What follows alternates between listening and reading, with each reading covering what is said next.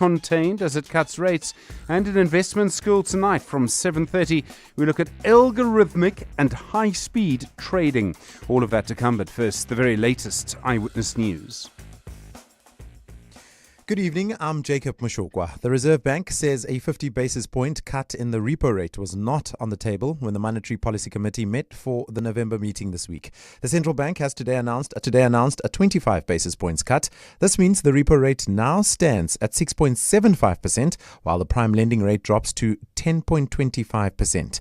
Nogukanya Mtambo reports. Reserve Bank Governor Lesetja Kganyago says the quarterly projection model continues to forecast gradual rate cuts as inflation subsides. If you were to, for now, forget that the quarterly projection model is a policy guide and you were just following it and accept it as the seventh member of the MPC, the QPM had said is 25 basis points at a couple of meetings going forward, and it had like 5 points of 25 basis points. But Kganyago says caution is still needed. We are in a very uncertain environment, and it's important that we move with caution. Today's cut brings the cumulative easing cycle in 2025 to 100 basis points. Nogukanya Mtambo, Eyewitness News. 157 children have been killed in Cape Town gang violence over the past 5 years. This has been confirmed by the acting minister, Police Minister Feroz Kachalia, in a written reply to Action SA. The party asked how many children under the age of 17 were murdered in the city since 2020. Camry Clark reports. Of the 472 children killed in Cape Town over the past 5 years, a third died as a result of gang violence. 316 involved firearms. This year, 59 children have already died in gang shootings, significantly higher than last year's 27. Mitchell's Plain and Elsie's River had the most cases, with 22 child deaths since 2020. There were 20 in Delft. Camry Clark, Eyewitness News. Alleged gang boss Nafis Modak claims one of his co-accused Zain Killian is part of a conspiracy against him. Killian previously testified Modak instructed him to track criminal defense attorney William Booth before an attempted hit 5 years ago. Modak has today accused Killian of lying under oath, saying he gave Killian no instructions to ping Booth's cell phone. Carlo Peterson has more. State Prosecutor Greg Vormerans today questioned Nafis Modak about why co-accused Zain Killian testified it was Modak who instructed him to ping attorney William Booth. Evidence shows Killian pinged Booth several times before the attorney survived a shooting at his Ziegevale home in April 2020. Vormerans asked Modak why Killian was lying when he told the court Modak instructed him to ping Booth. Modak told the court he will call a witness to testify Killian was working for his alleged underworld rivals, the now deceased Mark Liffman and Andre Nordia. So you will clarify to this court, my lord, you introduced Killian to Sam, to Andre, working for Liffman and Nordia. And Killian suicide on the day, my lord, that's when they had the fight. So Killian was working for him, my lord. Modak told the court his evidence will show Killian could be part of a conspiracy against him on behalf of his alleged underworld rivals and corrupt cops. The matter will be back in court on Monday. Carlo Peterson, Eyewitness News, Western Cape High Court. And Women and Men Against Child Abuse is hoping all the cases against alleged paedophile teacher Ian Wares will be wrapped up soon. The 86-year-old is facing sexual and physical abuse charges in South Africa and the UK. He's today made a brief appearance in the Simonstown Magistrates Court on a UK extradition warrant, and the matter has been postponed to January. Ntutuzelo Nene has more. Ian Wares is facing 90 charges related to the sexual and physical abuse of more than 60 boys in Scotland 5 decades ago. He's also on trial at the Wynberg Magistrates Court for allegedly sexually abusing a pupil at Rondebosch Boys Prep School in 1988. That matter is back in court on December 2nd and 9th for possible closing arguments. Wamaka Advocacy Manager Luke Lamprecht says they are pleased that both cases are being prioritized. How does it take so long to get a man who's a self-confessed child sex offender to stand trial and face justice? Because we must remember, it's not just about him facing justice, it's about the fact that it will give some closure to his victims. Wares is fighting his extradition to the UK, where he'll face sexual and physical abuse charges. Ndutuzelo Nene, Eyewitness News. Quick look at the numbers. Gold's trading at $4,073.69 an ounce. The rand is at 17 Rand 24 to the dollar, 22 Rand 51 cents to the sterling, and 19 Rand 85 to the euro. Brent crude oil is changing hands at $63.51 a barrel.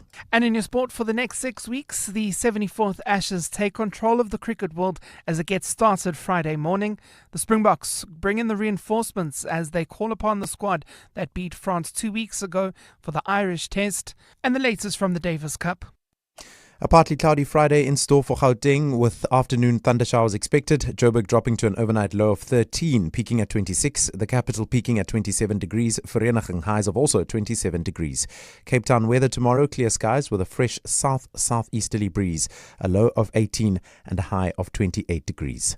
The top story in Eyewitness News this hour. The Reserve Bank says a 50 basis point cut in the repo rate was not on the table when the MPC met for the November meeting this week. EWN, in touch, in tune, and independent. For the latest, visit ewn.co.za or download the EWN app. EWN Traffic. Sunwood Park, Boksburg, expect about a 30-minute delay heading towards Brakpan. This is on the N17 eastbound between Osborne and Carnival City due to ongoing roadworks. Also roadworks in the Calvin Alex area, causing about a 20-minute delay heading towards Bedford View. This is N3 southbound between the Petru Interchange and London Road. Also in the Midrand area, traffic remains sluggish on the N1 northbound between the Petru Interchange and New Road, while in the Mother City, we have bumper-to-bumper traffic heading into the Cape Town CBD. That's on the elevated freeway. Also, slow-moving traffic. This is the M5 southbound between Maitland and Kenilworth. If you come across any other traffic issues, please WhatsApp us on 072-702-1702. There's more EWN on air, online, and on the EWN app. And now, The Money Show with Stephen Grootes on 702.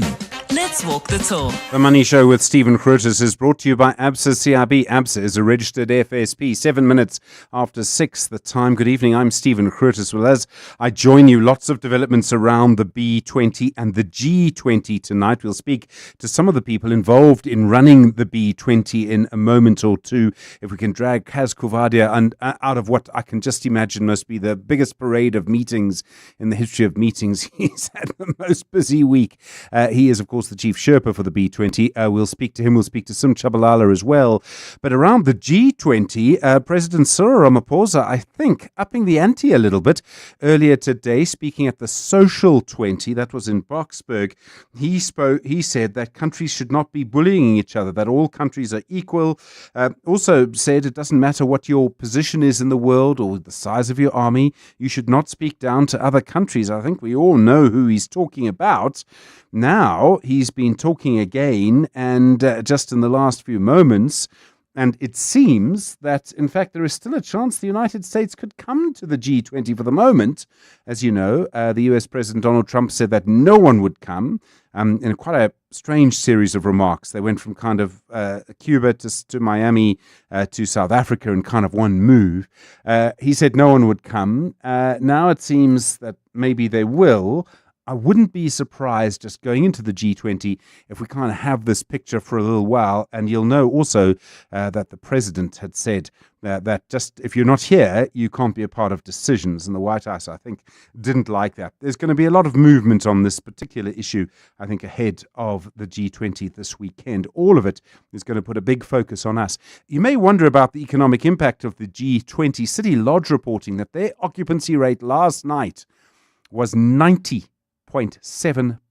I don't know if City Lodge will ever have had an occupancy rate like that. And the occupancy rate generally has been much higher than it was last year. The same for Southern Sun, by the way. They've also been talking a little bit about that. We spoke to their CEO yesterday.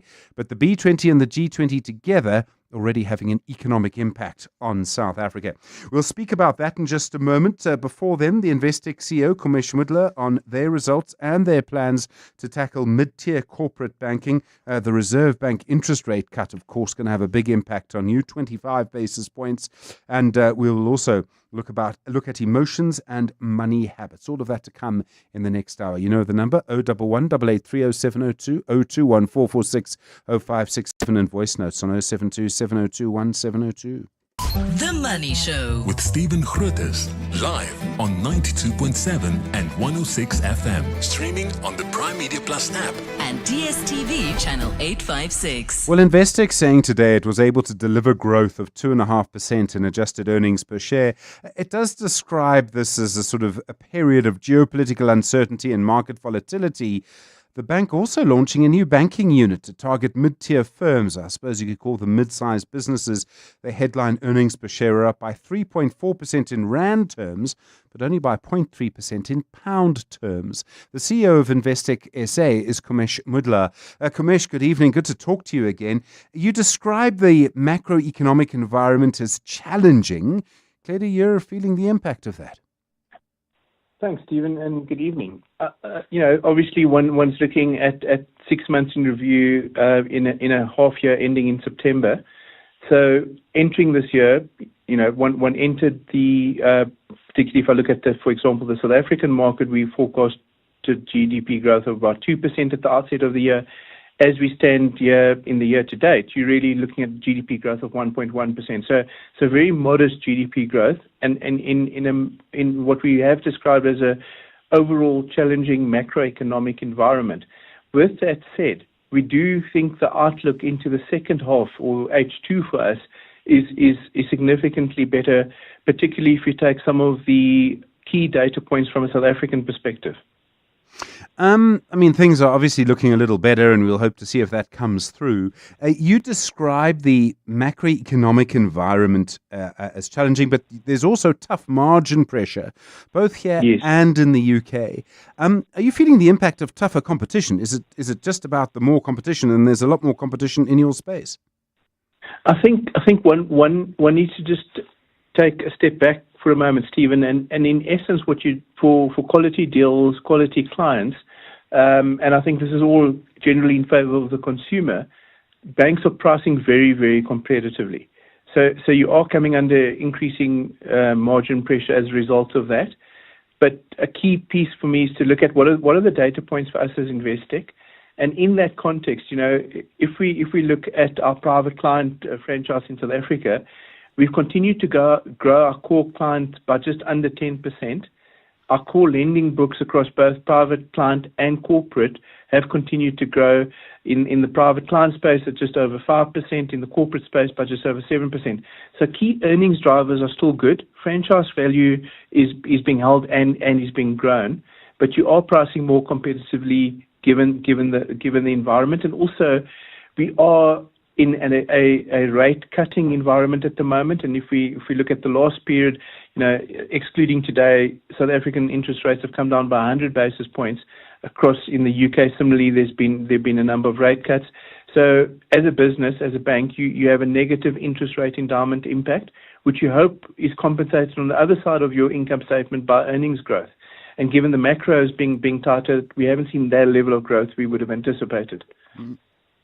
You're now setting up a unit to look at mid-tier firms. There are already banks in the segment that serve that market. Why do you believe you can have an impact there? So we believe we have a service differentiated model there, Stephen. And I think just maybe, again, if I look at it, just an understanding that in South Africa we already have more than a nascent business in that space. We have 3,000 active clients that we've already banked. Over the next 5 years, we've set a target of getting to 8,000 clients. And what we believe distinguishes us in our service offering is that we're bringing a private banking style of service to the mid-market corporate segment.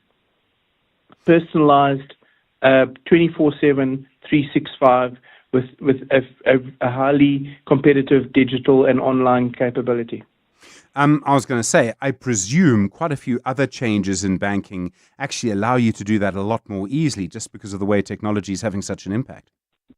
Definitely. So we able to build and have been building this for the last 4 years, and we're accelerating that build to complete the rest of what we would need to offer clients from a value proposition perspective. We would complete that within the next 18 months. Historically, if we looked at what we've been spending on this and we've absorbed all of that spend in our existing run rate of costs, Stephen, is that if you'd gone back in time, one would have probably spent billions of rands on building out something now that will cost a fraction of that. And also, in the context of business banking, we don't have legacy as Investec. We're able to do this as a standalone build. Kumesh Mudla, thanks very much indeed. The CEO at Investec SA, 6:15. 702. Stephen is on X. At Stephen Grootes. Well, the B20 summit in Sandton now ending. The presidency of the B20 handed over to the US.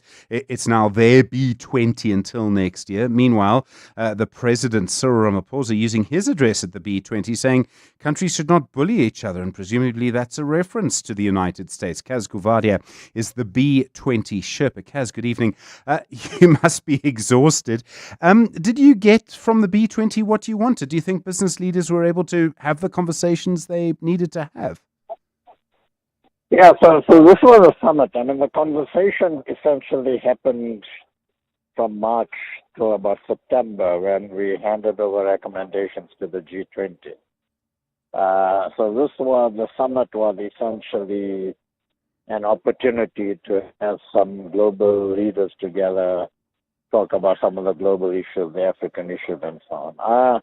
Our expectation was to have a good number of international people, and we got about 48% of the 2,000 odd people who were there were from outside the country.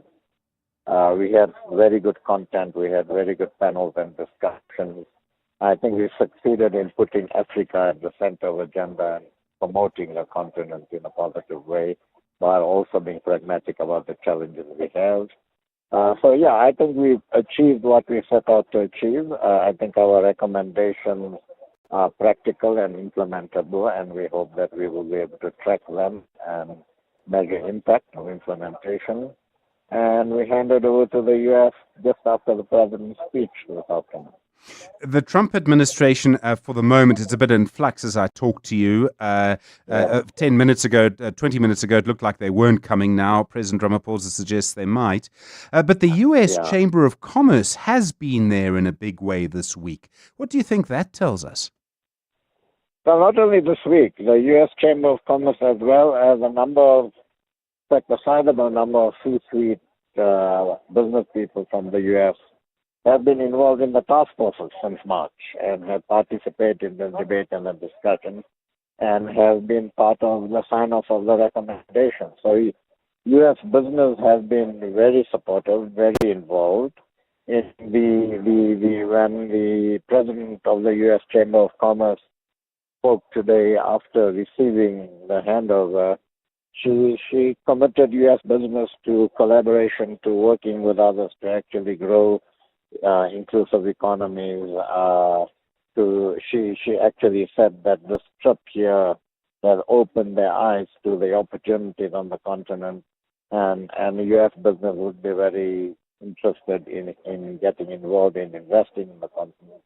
So they've been involved throughout this year, and even when President Trump 2 weeks ago, I think it was on a Friday, made the announcement that they are not coming and nobody is coming, I thought I'll leave it for Monday to speak to our colleagues in the U.S. business fraternity, whether that impacted on their views. And I didn't even have to wait until Monday. I mean, over the weekend, I got messages from everybody who's speaking to say, Cass, don't worry, everything on track. We'll be there.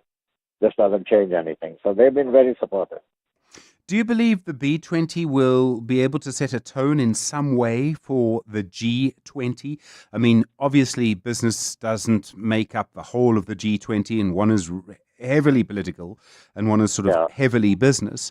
On the other hand, business often in many places does have an influence on politics in important ways and often productive ways. Yeah.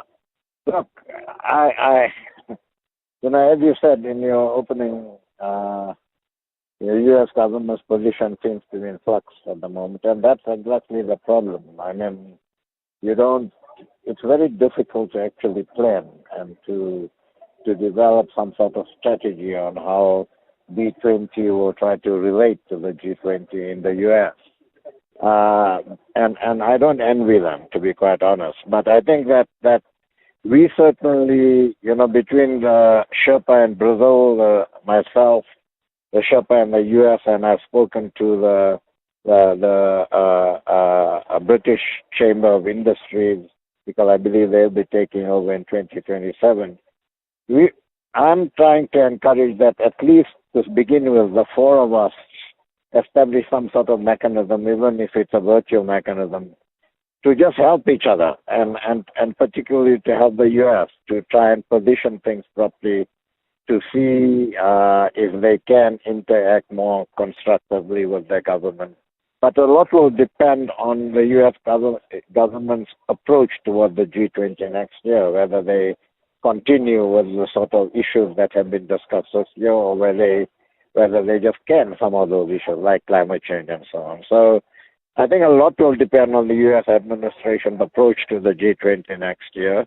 But we will work with the U.S. Chamber of Commerce to see whether we can maintain the efficacy of the B20 through those turbulent sort of times in the U.S. Because when the G20 is not on, at idem, or at least have had positive discussions with the B20, it's extremely difficult for the B20 to actually do what it needs to do. Kaz Kavadia, really appreciate the time. Thank you. The B20 Sherpa. I hope you get some sleep at some point in the next couple of days. 21 minutes after 6. Someone who's been leading some of the conversations at the B20, and I'm sure he'll be watching the G20 very closely, is Sim Chabalala. You know him in his day job as Standard Bank CEO, but his job this week has been as co-chair of the B20 Finance and Infrastructure Task Force. Sim, good evening. Thank you for your time tonight. You've been talking in these meetings. You've been talking in public about the need for capital to finance infrastructure. Do you believe you were able to move the dial? Do you believe the conversations this week moved the dial, particularly with regard to investing in infrastructure for Africa? Stephen, and good evening to your listeners. Just a couple of data points. The first one is that everything we've spoken about this week is mirrored in the expert panel for the G20, headed by Trevor Manuel. And they've got a couple of paragraphs in their report that dovetail with ours in relation to, firstly, the role of ratings agencies and how they ought to be conducting themselves and the need for transparency, as well as our recommendations in respect of the reduction of capital to be held against infrastructure projects so that we as banks and insurance companies can lend more. This has also been mirrored in speeches made by the central bank governor, Lesetja Kganyago, and I've also heard other central bank governors, including the central bank governor of Egypt, mirroring these comments. So the recommendations which Kaz made reference to, which were in that communique that was handed over to the American Chamber of Commerce, are things that are just going to be continued into the future. So that's a concrete thing. And your reference to my day job, managing the cost of capital is central to what a banker does, Stephen. The real issue, I suppose, is whether any of this, all of the meetings, all of the conversations that you've been involved in for so many months, whether it will, for us, result in a change in our priority, which I think is probably whether people will invest money in Africa. And the need for infrastructure is huge, but the market is also growing, which means that while I suppose someone sitting in Germany might think there's still risk in Africa, the opportunity is surely growing for them all the time. The opportunity, Stephen, is vast. And the gap, as you and I have spoken about in the past, is $100 billion a year. We can only raise about 65 of that off African resources. And there's this 45 billion that needs to be raised from other sources. There is vast amounts of resources on the African continent that get invested outside Africa and then get reinvested back when African sovereigns raise that money. It's actually perverse. And we need to be stimulating the investment by pension funds, asset managers, banks on the continent so that we can attract other people to the continent. I mean, I don't know if you've given any thought to what you'd like to see from the G20. A lot of people might be hoping what seems to have been a very successful B20 will kind of set a tone in some way. I mean, there's no direct linkage, but you would like to think that they would. Do you have any thoughts about what you would like to see from the G20 this weekend? Okay. Even the G20, the G20 will be what it will be. We're quite satisfied that as the B20, the issues that we've tabled and have included in our communique will find themselves in the communique that will be issued by the G20.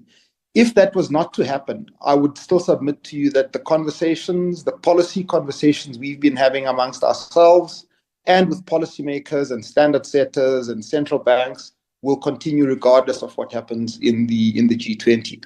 And so what I'm saying to you is that the formality of gatherings at the G20 and at the B20 is not crucial. What is crucial are the conversations that people are having that nudge policy in the direction of financing infrastructure. Sim Chabalala, good to talk to you. Thank you very much. Really do appreciate the time. The CEO at Standard Bank, but speaking to us tonight as co-chair of the B20 Finance and Infrastructure Task Force. The Money Show. The markets. Graham Kerner's at the Kerner Perspective. Graham, good evening. An interest rate cut today. Obviously, that would help the banks today. And even though it was widely expected.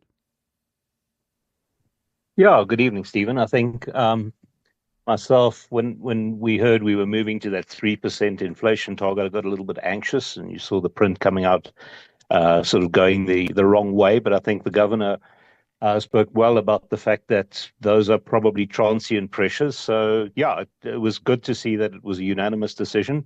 And let's say it's a Black Friday and maybe an early Christmas present for all the shoppers in South Africa. And if you look at, what the likes of TFG and Mr. Price have been saying, consumers really need a little bit of a break. No, absolutely. Investors did not really like Investec's update today. I mean, quite nice, ambitious plans, take on mid-tier corporate banking and things like that. But investors were not happy with what they saw. Yeah, I suppose, Stephen, the problem is that when you look at it, sub-9 PE dividend yield, I think, is over 6%.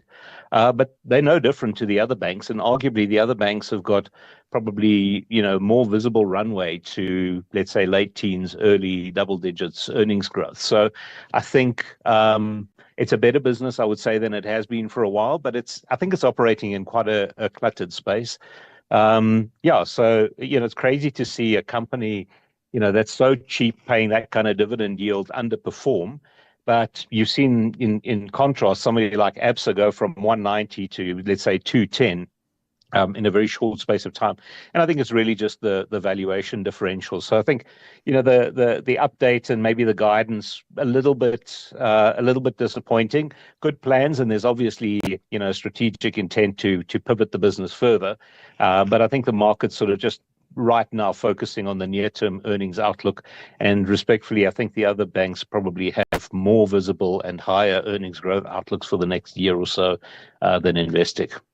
Mr. Price putting out quite a bullish update today. They say they've outperformed their competitors effectively in quite a tough and very competitive market. Yeah, very much so. I mean, in stark contrast, it was up, I think, over 6%, whereas Investec, if memory serves, was down about 5%. So neither of them were sort of earth-shattering results. But I think, to produce slightly above inflation revenue growth and profit growth, the market clearly rewarded Mr. Price for that. But I think to your point, Stephen, it's a very, very difficult environment. You saw it from TFG, although there's probably some technical stuff there. But the market clearly still likes the business model, in terms of value, and backs the management. But I think their point was that, rate cuts and the likes have not been enough to offset what has really been negative real wage growth for some time now. And then in the US, they seem to be having a rip-roaring day, really sparked, I suppose, by NVIDIA's results last night, better than expected.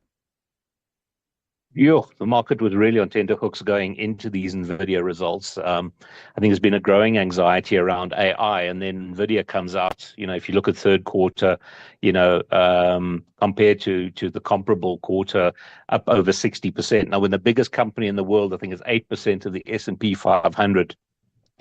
Shoots the lights out by that quantum. They're talking about, the Blackwell and Rubin chips, I think, selling over $500 billion. That's all $500 billion worth of sales in FY26. I mean, these numbers are just incredible. So it's difficult for old timers like me who sort of watch the AI boom with a degree of skepticism because, the poster child for this is coming out with spectacular results. The order book looks good. And they're saying, their cloud GPUs are basically sold out. So really got the wind at their backs. And that, I think, eased the fears that the market had coming into this week. Graham Kerner, thanks very much indeed. He's at the Kerner Perspective. We'll talk more about interest rates in a moment. First, just gone 6:30, time for the latest Eyewitness News. Jacob Mashokwa, the latest on Parliament and Vusimuzi Kat Matlala. Yes, Stephen, good evening. The DA in Gauteng is calling for the investigation into tender corruption at the Tembisa Hospital to be expanded to include all other medical facilities in the province. The party has been picketing outside Gauteng Premier Panyaza Lesufi's office in Johannesburg today, demanding the recovery of 2 billion rand stolen from the hospital. The DA believes that tender corruption within the Gauteng Health Ministry is widespread across most public medical facilities. Delivering a memorandum of demands, DA spokesperson for Health Jack Bloom said the party wants answers. This money was stolen from the poor, the sick and the vulnerable. It needs to be recovered from the syndicate kingpins who bought flashy cars and luxury property while patients suffer in dingy, understaffed and under-equipped hospitals. President Cyril Ramaphosa has today taken several jabs at the US government, saying nations of the world should be viewed as equals and not be bullied. This comes as the incoming G20 president boycotts South Africa's Leaders Summit in Joburg this weekend, while still warning the current G20 president not to adopt a consensus declaration that does not include the position of the US. Receiving the declaration from the G20 Social Summit in Boksburg today, Ramaphosa says despite global headwinds and geopolitical shifts, inequality has to be put at the forefront of the G20 agenda. Lindsay Dentlinger reports. This is only the second social summit of the G20 program initiated by Brazil during its presidency last year. President Cyril Ramaphosa has told the gathering that their inputs will direct the agenda of government leaders when they meet this weekend to chart the road ahead. In a twist on a regular refrain by US President Donald Trump when he speaks about South Africa, Ramaphosa said the social summit of civil society groups have demonstrated what global solidarity and inclusiveness are all about. Beautiful things are happening in South Africa. With the G20 representing 2/3 of the world's population, Ramaphosa says all nations have the right to be heard. It cannot be that a country's geographical location or income level or army determines who has a voice and who is spoken down to. And it basically means that there should be no bullying of one nation by another nation. We are all equal. Lindsay Dentlinger, Eyewitness News, Boksburg. The Friends of Table Mountain says crime is on the rise in the national park. The NPO tracks crime on the mountain and attributes the criminality to a reduction in SANParks' security resources. Chairperson Andy Davies says visitor safety rangers have decreased from 52 in 2021 to only 40 this year, while canine handlers have shrunk from 16 to only 2. Seeing more tourists, and that unfortunately is also attracting more crime. What we're finding now is that volunteers are stepping in to do a lot of the work that SANParks are expected to do. SANParks has meanwhile responded to concerns raised by the Save the Mountain Coalition, an umbrella group for Friends of Table Mountain Watch, and Take Back Our Mountains. SANParks' JP Lowe. Objective public records show that whilst there was a spike earlier in the year, these have now stabilized to around single-digit numbers. SANParks decided to retire older dogs and relocate some others to where their skills are better suited. A partly cloudy Friday in store for Gauteng tomorrow, with afternoon thunder showers expected. Johannesburg dropping to an overnight low of 13 degrees, peaking at 26. Pretoria reaching highs of 27 degrees. Vereeniging also reaching highs of 27 degrees. Cape Town weather tomorrow, clear skies with a fresh south-southeasterly breeze, a low of 18 and a high of 28 degrees. The top story in Eyewitness News this hour: Parliament's ad hoc committee is probing allegations of police corruption as heard evidence on how a 360 million rand healthcare tender was awarded to controversial businessman Vusimusi Katmatlala. EWN Traffic. Well, at the moment in the Krugersdorp area, heading towards Diepsloot, you can expect about an hour delay. N14 N14 eastbound. That's between Beyers, Nodia and Malibongwe Drive due to an earlier accident. There's also bumper-to-bumper traffic still in the Sunwood Park area, heading towards Brakpan on the N17 eastbound between Rondebold and Carnival City due to ongoing roadworks. Traffic also remains sluggish. This is driving through Midrand, heading towards Centurion on the N1 northbound between the Between Change and New Road. We still have those roadworks as well in the Calvin Alex area, causing heavy delays. This is N3 southbound between the Between Change and London Road, while in the Mother City, there's slow-moving traffic on the elevated freeway heading into the Cape Town CBD, and also bumper-to-bumper traffic M5 northbound approaching Barclay Road. If you come across any other traffic issues, please WhatsApp us on 072-702-1702. There's more EWN on air, online, and on the EWN app. Beyond every boardroom is a story waiting to be written. A story of a business and its potential, of a community that thrives, a hospital that serves, and energy that powers millions of dreams. It's a story that only gets better with a partner that has the expertise and solutions to make it a reality. At ABSA CIB, we are invested in your story, and we invite you to write it with us, because your story matters. ABSA, an authorized FSP and registered credit provider. As the world's leaders meet for the G20 summit in Johannesburg, the eyes of the world will be upon us. Not just to South Africa, but Africa. It's the very first time that this summit has been held on our continent. What the world will see is a country building infrastructure that improves the lives of its people and lives up to the summit's themes of solidarity, equality, and sustainability. SANRAL's investment and projects ensure that we undertake this journey together with our neighbors. The N4 Maputo Corridor project stimulates trade to Maputo in Mozambique. The upgrade extends along the N4 to the Trans-Kalahari Corridor, growing trade for Botswana. The N7 from the Cape to Namibia is growing cross-border commerce, and the N1 project facilitates trade with Zimbabwe. The world will see an Africa that's building a better continent through roads. SANRAL, an agency of the Department of Transport. Step into a world of unforgettable experiences in Dubai. From luxury beaches to underwater adventures. From authentic traditions to futuristic museums. Make it a Dubai adventure to remember with Emirates. Fly to Dubai from one of 3 gateways in South Africa. Start your holiday the moment you board with delicious regional meals, complimentary drinks, and up to 6,500 channels of entertainment. Fly Emirates. Fly better. WhatsApp Stephen On 072 702 1702. 22 minutes to 7. Well, yes, obviously lots of conversations about the B20, the G20. Somewhere in there was the social 20, which also ended today. Voice notes coming through this evening.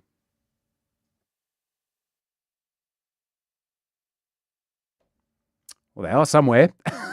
Anyone seen a voice note? They're around? Okay, no, this is what happens when you let a voice note off the leash. They go wandering around, they disappear, they go down to Nasrec to go and check out preparations for the G20, they come back, then they disappear off to Sandton because they missed the B20, and somewhere in line, you have to go and find the voice note. Do you know how you track a voice note? You have to lasso it. We've done that. Hi Stephen, interesting conversation you're having. Is it possible for you to explain to us what a Sherpa is? I've just been curious ever since hearing that term ascribed to certain members of the B20, certain officials of the B20. I always thought it was the guys going up Mount Everest, leading the pack.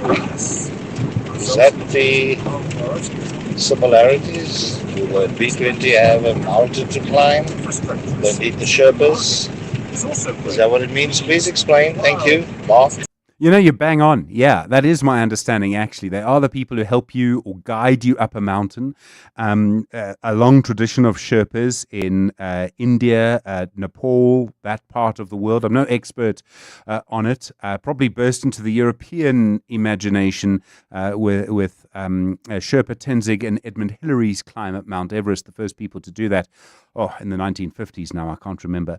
But what they mean in this context, my understanding of it, having spoken to a couple, Kaz Kavadia is one, is that they are the people who do kind of manage the process. So it's not like a director who can direct events. It's a bit more, I suppose, political than that. There is also a Sherpa for the G20, by the way, who, if I remember correctly, is the Director General of International Relations, Zane Dangor. So maybe another word would be shepherd, if you see what I mean. You can't sort of force, because I imagine hosting, managing the G20 is literally like herding cats.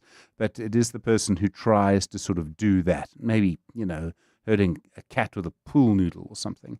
Your thoughts, if you know more on it than I do. Maybe you went to Sir Edmund Hillary's school in Joburg and you know more about a Sherpa. I'd really appreciate it. 19 minutes to 7. EWN Sport. Anthony Trishada, let's just put the B20 and the G20 aside for a moment. The Ashes start tomorrow. Yeah, equally as important. Yes. But yeah, good evening, Stephen. 74th Ashes getting underway Friday morning at the Perth Stadium. Australia, the holders, after drawing the series in England and retaining the urn. They do hold 34 wins to the 32 of the English, and the English have a poor record down under, only 5 wins, with their last one coming in the 2010-11 season. Captain Ben Stokes spoke on that history. The record of England, over the history of Ashes series in Australia isn't the best, but we've got an opportunity here over the next 2.5 months to sort of write our own history. We've obviously come here with the goal, and that goal is to get on that plane mid-January, returning to England, being Ashes winners. But we know it's going to be very, very tough. It's going to be hard, because beating Australia in Australia is not an easy thing. The first test set to begin at 4:20 a.m. Well, the Springboks have returned to the core of the squad that beat France 2 weeks ago, with only 2 changes from that one. Rowan Nokia promoted to the starting lineup for the suspended Loet de Jager, while Keenan Moody is in the back line on the wing for the concussed Kurtley Arendse. RG Snyman will be walking out for his 50th cap if he comes off the bench against Ireland Saturday. In football, DR Congo will skip straight to the Interconfederation World Cup playoff finals after being one of the 2 highest ranked sides in the draw. According to the latest FIFA World Cup rankings, they'll play either New Caledonia or Jamaica in that final. While in the European playoffs, 4-time winners Italy have been drawn against Northern Ireland in their semi-finals, and if they win that one, they'll be playing either Wales or Bosnia-Herzegovina. Meanwhile, the Republic of Ireland will play the Czech Republic, with the winner facing either Denmark or North Macedonia. The other matchup has Ukraine against Sweden in the semi-finals, as well as Poland up against Albania. And first-time hopefuls Slovakia and Kosovo will meet a potential final against either Turkey or Romania. In tennis, Spain joined Italy, Belgium in the Davis Cup semi-finals. The Spanish fought back after losing the first singles match to see off Czechia 2-1.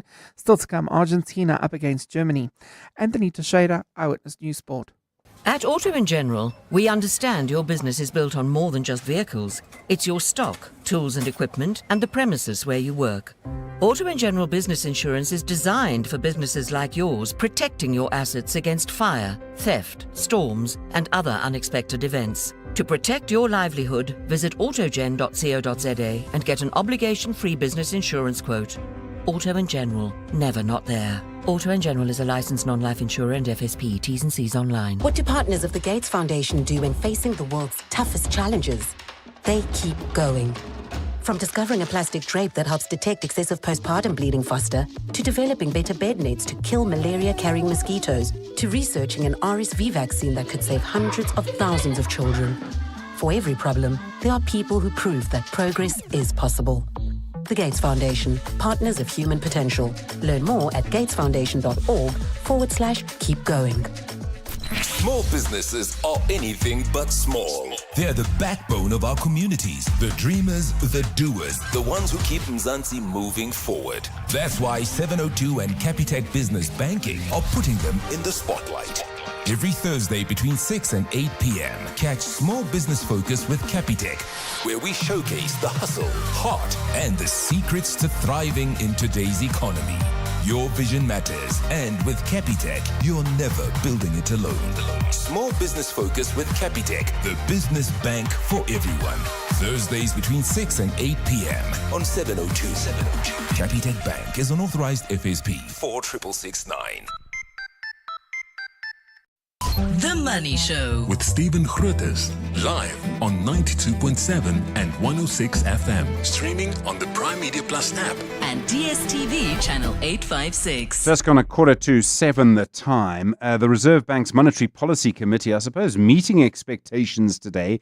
Cut interest rates by 25 basis points, despite the fact that they have a brand new, slightly lower inflation target of just 3%, as announced by the Finance Minister Enoch Godongwana last week. Azai Mhlanga is Chief Economist at Rand Merchant Bank. Azai, good evening. A unanimous decision, the committee saying they believe inflation is contained.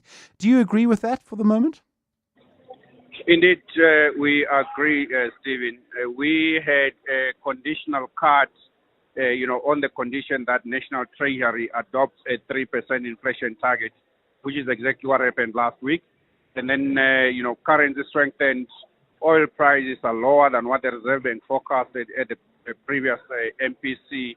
And if you look in terms of risk premiums, they've also declined, which is, visible in bond markets. So all of those factors combined, we think there were reason enough for the MPC to say it's appropriate to cut rates by 25 basis points. But even when you look at core inflation, it's still closer to 3%, despite the fact that headline inflation, increased to 3.6% for the last month.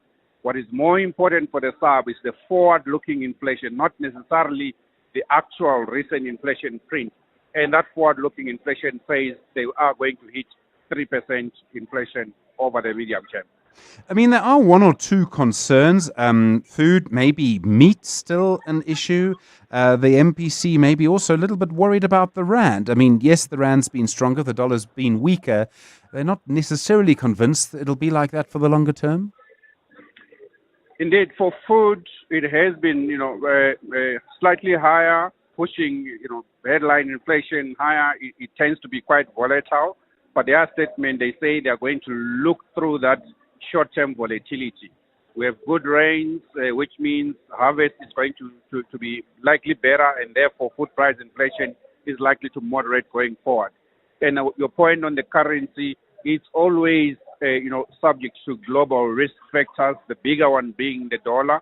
So far, it has been supportive. The dollar has been weakening, which means the rand has been strong, in addition to being supported by commodity prices. But if we see the dollar turns, that can turn the trajectory of the rand weaker, and that will be inflationary. But there is also another risk which the SARB considered, which is electricity prices coming from the 54 billion rand pricing error out of NESA as far as Eskom is concerned. If that materializes, it might push to an extent electricity prices and exert upward pressure on inflation. Those are risks. It's not the baseline. On the basis of the baseline, inflation is still well contained, closer to 3% if you look at, or even headline if you look at the forecast over the medium term. I mean, it really tells you the impact electricity prices have and can still have, how they can shock inflation. But they're not the only problem with administered prices. I mean, we're some way away from knowing what councils will do next year, but I'll be frankly amazed if councils kept their increases to what is now inflation. Administered inflation, isn't that really going to be the big problem with sticking to 3%? Look, I think that's going to be the big test of whether we see inflation converging closer to 3% quicker or not. But eventually, over time, the Reserve Bank will respond if inflation expectations do not converge to the lower inflation target. So over the short term, That is the big question. Will Labour accept salaries and wages that are closer to 3%? Will the municipalities increase water and electricity tariffs closer to 3%? That still remains the big question. Zion Planga, really appreciate the time tonight. Thank you, Chief Economist at Rand Merchant Bank. 11 minutes now to 7 the time.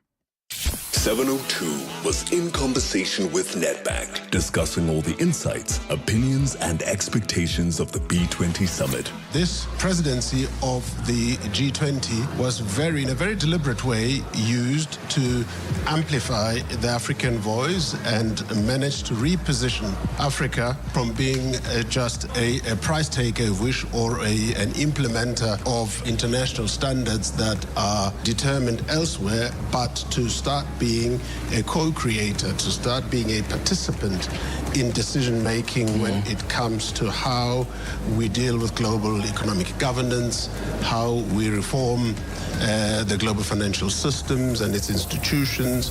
To hear the full lowdown, visit primemediaplus.com. Brought to you by Nedbank, proud sponsors of the B20 Summit on 702. Nedbank is a licensed FSP and registered credit provider. Take your leadership to the next level.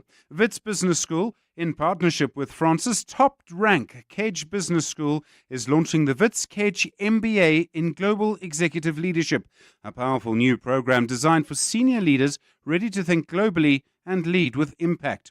Join the online information session on the 20th of November at 5:30 p.m. to discover how this world-class MBA can transform your career. Register now at wbs.ac.za. That's wbs.ac.za. The Wits Kedge MBA in Global Executive Leadership, shaping global leaders for a changing world. The Money Show with Stephen Grootes is brought to you by ABSA CIB. ABSA is a registered FSP.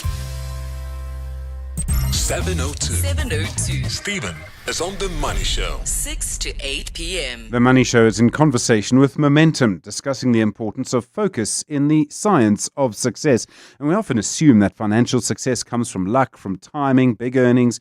Momentum's Science of Success campaign actually suggests it's, well, science, rooted in behavior. Tonight we explore the money fingerprint, Momentum's behavioral tool. It reveals how emotions, experiences, just your general personality shapes the way you handle money. Paul Nixon is Momentum's head of behavioral finance. He's with me in our Joburg studios. Janez Vermeuren is a TV host and entrepreneur who's taken the money fingerprint test himself. He's in our Cape Town studios. One of us is having a better time than the other. We won't say who. Janez, good evening. Thanks for joining us. Before we get into the results of your money fingerprint, I mean, you've been involved in building businesses. You've made some risks. You've navigated different industries. When you think about money, when you think about making decisions, what do you think sort of has shaped your financial philosophy the most? That's a good question. I was raised by very creative parents that weren't really money focused, and also they raised me not to, I guess, not to be a materialist. So they always taught me that experiences is where the real value lies, and that's something I've kind of carried forward in my life, and I think it's what's made me such not a risk taker, but I'm not scared to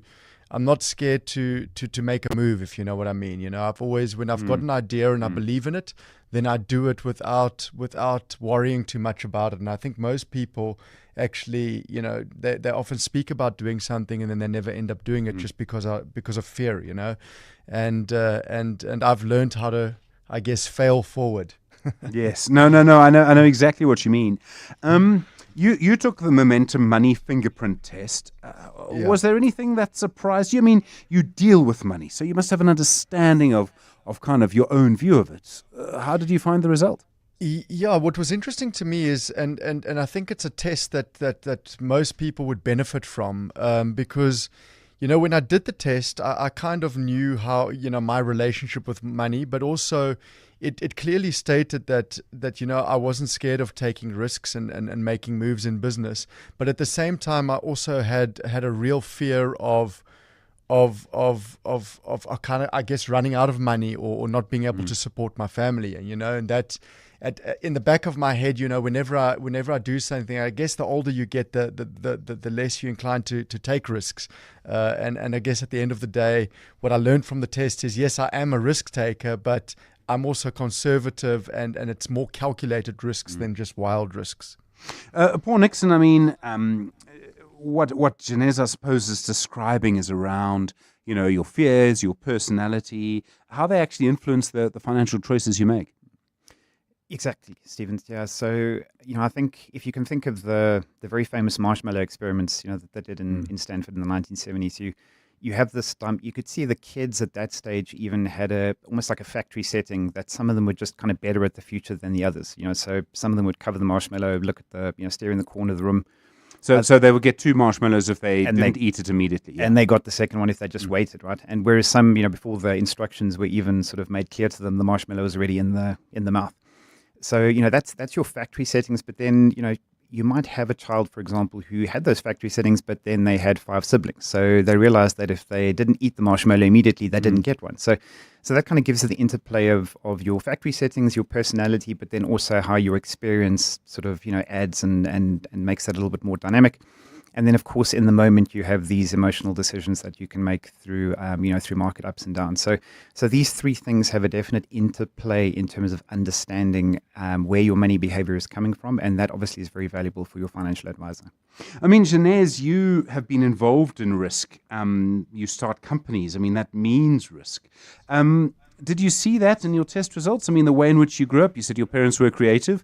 And doesn't that by definition mean that they took risks too? They did take risks. and yeah, I guess I'm a natural born entrepreneur. I've never really worked for anyone. And it definitely showed in my tests. I am definitely a risk taker. And I think the thing with me is that, I've failed so many times, and people don't often speak about that. They only see the successes, and they speak about the successes, but it's actually the failures that you learn from the most. And it's those failures, like I said, you have to learn how to fail forward. And if you fail enough times, you'll eventually be successful. You've got to kind of stick to your guns, and that's something that Money, I wouldn't say it's come easily to me, but I've always backed myself that if I do fail, I'll be able to reinvent myself and do it again, And it's all about taking risk, and often it's it's calculated, but you don't always know what every step of the way is going to be. Life throws curveballs at you all the time, but you've just got to kind of forge along and keep pushing. Paul, one of the whole point really of the money fingerprint is to reveal the kind of emotional pattern you don't know. I mean, we can all look in a mirror and say, I could have been, the centre forward for Kaizer Chiefs, and we can all be wrong. From the assessments you've looked at, do you see kind of surprising or behaviour that strikes you as counterintuitive, or people might think, well, this is good about the way I manage money, but is actually really holding them back? Yeah, I think probably the biggest one there is this money attitude of hypervigilance. So, it seems like a good thing, right? And our parents and we've probably heard a lot about, if you get money, save it. But that can, there's obviously a very an important part of that dimension, which is obviously you'll have more, but you need to also learn to enjoy the journey as well. So, I think that the world has changed over the last 10 years, where people are, if you look at Morgan Housel's book, The Psychology of Money, he talks about that gas station attendant who managed to save or accumulate about $8 million. And he lived in a tiny apartment, and didn't have a car, and he left most of his wealth to charity at the end of it. So you can sort of, it's a good example of this hypervigilance with money, accumulating a massive wealth, but not really experiencing the benefit of that behavior. So that's probably the biggest one in terms of, being prudent, vigilant with money is good and important, but, you have to find that balance as well in creating experiences and memories with your loved ones. Yeah. You have to have a bit of marshmallow. Janez, after the money fingerprint, looking at your experience, what's the one insight you think other entrepreneurs or young investors should get from it? Well, a financial advisor is probably the most important thing you need as a young person that's kind of working his way up the ladder and through life. It's something I wish I had when I was younger. And I've had various financial advisors, and I always felt like we didn't quite gel, and I think, through this test, the financial advisor can actually understand your personality and what your appetite is for certain investments, and that's so important. Had I had this in my early 20s, even though I did put some money away into property and stuff like that, but I think my investments would have been far greater than what they are today if I had just been kind of guided along properly and wisely, and I guess in a way that follows my appetite or my relationship with money. Paul, if someone wants to do their own money fingerprint or they want to join, where would they go? Just go to moneyfingerprint.co.za and give it a crack. Paul Nixon, thank you. Momentum's head of behavioral finance. Janez Vermeeren is a TV host and entrepreneur. Life has a funny way of testing your focus. Those moments when big decisions demand your full attention. That's when having a Momentum accredited financial advisor makes all the difference, helping you cut through the noise with advice that fits your life. Don't miss Season 7 of the Momentum Science of Success Festival, featuring best-selling author Dr. Price Pritchett. Register now at momentum.co.za for tools to accelerate your journey, because success favors the focused. It's 7 o'clock. This is EWN. Good evening, I'm Jacob Mushokwa. We begin with the Madlanga Commission. Implicated businessman Brown Mokhotsi is adamant the outlandish claims he's presented will be corroborated by other witnesses who are yet to testify. During cross-examination, Mokhotsi's struggled to provide direct answers to questions about his links to suspended Police Minister Senzo Mchunu and a criminally accused Vusimuzi Kat Matlala. Evidence of message exchanges between Mokhotsi, Matlala and Mchunu have been interrogated, with Mokhotsi accused of getting caught in a web of lies. The commission was created to investigate allegations of collusion and corruption between politicians, senior police, prosecutors, intelligence operatives, and elements of the judiciary in South Africa. Oren Singh has more. Claims of CIA operatives, coded messages, and accusations of political interference in high-profile policing investigations from a self-proclaimed secret agent. The testimony by controversial Northwest businessman Brown Mokhotsi before the Madlanga Commission of Inquiry sounds like something straight out of a 007 movie. And according to Madlanga Chief Evidence Leader, Advocate Matthew Chaskelson, Mokhotsi's testimony is on par with a James Bond script.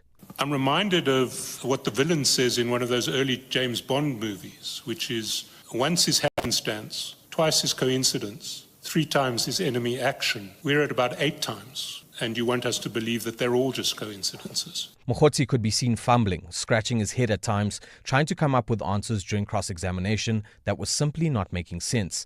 Arun Singh, Eyewitness News. Non-profit organization Women for Change is confident key strides will be made to address gender-based violence and femicide following a closed meeting with government this afternoon. In the engagement, the organization says a commitment has been made by government to reclassify the scourge as a national crisis. Earlier today, during his closing remarks at the G20 Social Summit, the president reiterated the country's stance on GBVF, highlighting that it's been classified a national crisis.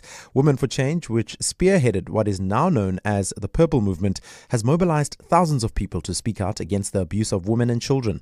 The organization is set to hold a nationwide demonstration tomorrow, urging government to take the fight against GBVF seriously. Organizer Merlis Yogiat says a reclassification is a move in the right direction. We just came out of a meeting with the ministers who have confirmed what the president said, and it's been very emotional. We're still crying because this is a long, hard fight, and for those of us who were victims, this validates our cries, and for the victims who still aren't able to talk, it validates their voices. At the same time, Women and Men Against Child Abuse says it's encouraged by how the courts are handling the extradition inquest of alleged paedophile teacher Ian Wares. He's today appeared in the Simonstown Magistrates Court on a UK extradition warrant. The extradition request relates to more than 90 charges he's facing in Scotland for allegedly sexually and physically abusing boys while teaching there in the 1960s. Ntutuzelo Nene has more. In August last year, the Western Cape High Court endorsed a magistrate's ruling that Ian Wares was liable eligible for extradition to face charges in Scotland. Following the judgment, then Justice Minister Thembi Simelane approved Wes's extradition. Then last month, the 86-year-old was arrested at the Simonstown Magistrates Court, and the matter was postponed until today for the court to determine whether he's extraditable on all his charges. Wemaka's Luke Lamprecht says the wheels of justice seem to be turning fast. There was warrant 1, there was warrant 2, warrant 3, now we're at the final consolidated warrants. So this is the end of the line. For that we are very pleased. It's good to see that the postponement dates are much shorter than they have been previously. The matter will be back on the court roll on January 13 next year. Ndutuzelo Nene, Eyewitness News in Cape Town. A 75-year-old man has been murdered in his home in Tableview. His body was discovered last night with his legs and arms tied. The police's Wesley Twigg says they're still establishing if anything was taken from the house. Tableview police registered murder and house robbery cases. The victim was declared deceased on the scene by medical personnel. And in Nigeria, a high court has found separatist leader Nnamdi Kanu guilty of terrorism. The ruling comes 10 years after Kanu was first arrested. Kanu has been convicted on 7 charges, including terrorism, treason, and involvement with a banned separatist movement. He was arrested after he made a series of broadcasts to incite violence and killings as part of his campaign for a separate state in southeast Nigeria known as Biafra. The broadcasts were made through Radio Biafra, a station he started in 2009 that called for an independent state for the Igbo people, which broadcast to Nigeria from London. Quick look at the markets. Gold's trading at $4,066.19 an ounce. The rand is at 17 rand 19 to the dollar, 22 rand 50 cents to the pound, and 19 rand 83 to the euro. Brent crude oil is changing hands at $63.51 a barrel. In Roodepoort, heading towards the Lerato Kagiso area, you can expect about a 20-minute delay. This is on Randfontein Road between Milestalker and Adcock. In Sunwood Park, Boksburg, traveling towards Brakpan. Roadwork still causing heavy delays on the N17 eastbound between Rondebolt and the Carnival City. And in the Mother City, there's also slow-moving traffic. This is on the M5 southbound, approaching Berkeley Road. A partly cloudy Friday in store for Gauteng with afternoon thunder showers expected. Joburg dropping to an overnight low of 13 degrees, peaking at 26. Pretoria 27. Vereeniging also reaching highs of 27 degrees. Cape Town weather tomorrow, clear skies with a fresh southeasterly breeze, a low of 18 and a high of 28. The top story in Eyewitness News this hour, Brown Mogotsi is adamant the outlandish claims he presented will be corroborated by other witnesses who are yet to testify. EWN, in touch, in tune, and independent. For the latest, visit ewn.co.za or download the EWN app. And now, The Money Show with Stephen Grootes on 702. Let's walk the talk. The Money Show with Stephen Grootes is brought to you by ABSA CIB, unlocking growth potential in over 125 black-owned SMEs through the Heineken Beverages Ukukula Fund. ABSA is a registered FSP. 7 minutes after 7, lots to come. We'll speak to Siphumelele Zondi, the tech expert, in just a moment. AI influencers are taking the lunch of human influencers.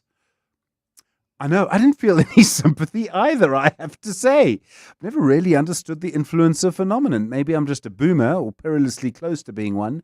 But the idea basically of just having a good time and building and not having any responsibility, which is what influencing looked like to me, and not really caring what you were actually selling, did make it sort of hard to care. I mean, there'll be people who have an income and that would be difficult. But so if AI influencers take over, the other question, of course, is do they work? I mean, would you buy something that's from someone that's trying to be a person, but in fact is not one?